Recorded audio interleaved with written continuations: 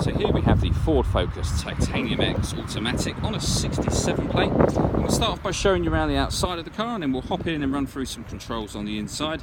But from the outside you can see that it's a 5-door car with alloy wheels and tinted windows. Let's start off inside the boot and then work our way around the rest of the car from there. So as we approach the back of the car, you'll see we've got reversing sensors. This car's also got a reversing camera, which I'll show you when we're inside the car.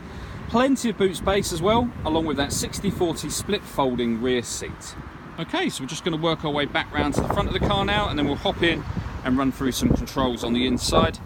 But now that we've done a full circle of the car, you can see that it's in lovely condition the whole way round. Just briefly before I climb in, I think it's well worth seeing the interior from this exterior point of view. You get half leather seats, as you can see. There's plenty to run through on the dashboard, so let's hop in and we'll do that now. Okay, so now that we're inside the car, we're going to start off with the dials. On the left-hand side, we have the rev counter, and on the right-hand side, the speedometer.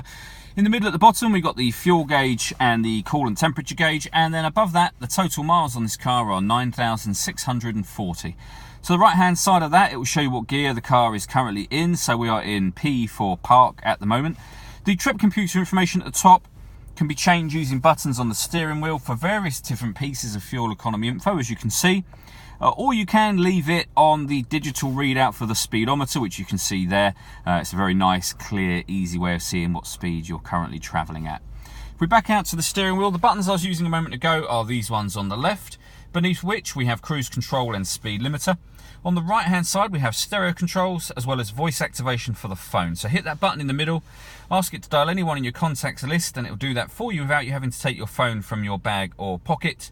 That is of course once you paired up the phone, and that is done over on the central screen just here. Hit add device. Search for your vehicle on your device and select it once it is found.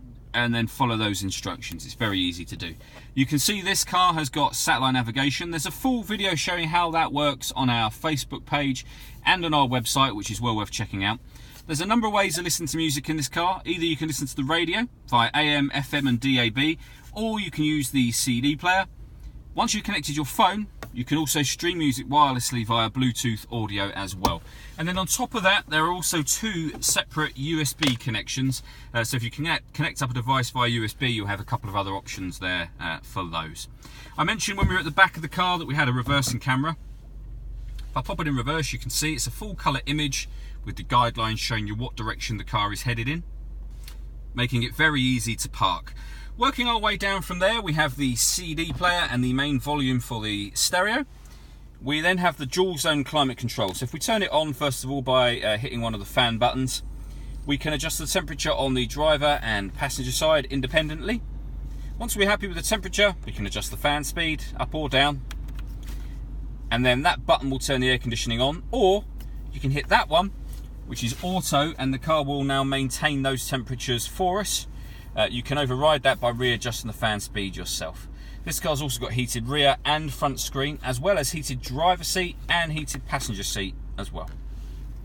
We then have the USB input just there, a 12-volt charging socket next to the fully automatic gearbox. You can change up or down a gear using these plus and minus controls on the side of the gear lever. We then have a few buttons here. So firstly, this one turns off the stop and start for the car. So this car's designed to cut out when you're stationary in traffic to save you fuel. As I say, that turns it off. This button will turn on the front parking sensors. Putting the car in reverse will automatically put them on, but you can do it yourself should you wish to. And this one at the top is for autonomous parking. Again, there's a couple of videos on our website showing this in action.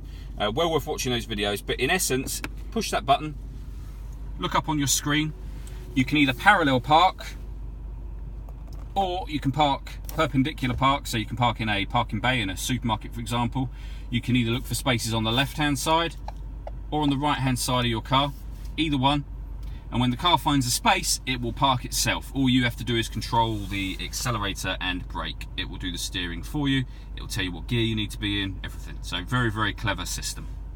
All that leaves me to say is thank you for taking the time to watch this video. If you'd like to come and see the car in person and have a test drive, please feel free to call any of our MJA sites. We'd love to hear from you soon.